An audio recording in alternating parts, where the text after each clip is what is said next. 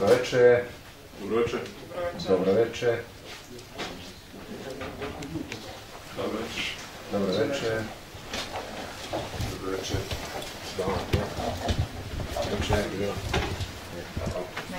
Dobroveče, nije takav problem. Pustite, vodite.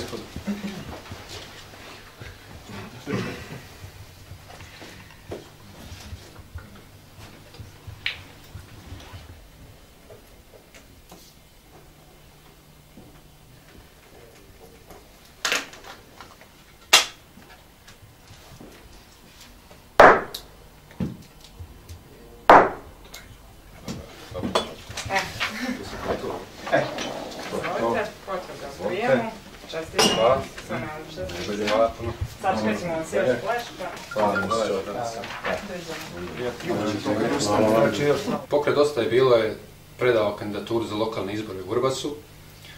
Pokret je sastavljen od novih ljudi, od normalnih ljudi.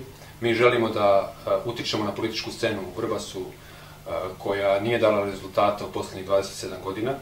I ovom prilikom se zahvaljujemo svim građanima koji su podržali našu kandidaturu za lokalne izbore i samim tim istovremeno ih i pozivamo da na sledećim lokalnim izborima glasaju za Pokret Dosta je bilo, jer smatramo da su Vrbasu i našim naseljenim mestima potrebni novi ljudi, moramo menjati političku kulturu i smatramo da je krajnje vreme da građani preuzmu konce u svoje ruke i da svojim učešćem doprinesu boljoj situaciji u opštini Vrbas, jer jednostavno ne možemo biti pasivni i gledati sa strane na koji način se vodi politika u našoj opštini.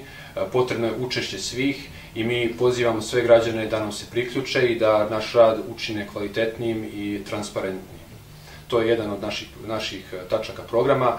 Trudit ćemo se da budemo vrlo javni i vrlo jasni našim idejama i nadamo se da ćemo uspeti da napravimo te prve korake kako bi opštinu Vrbas podigli iz ove situacije u kojoj se sad trenutno nalazi.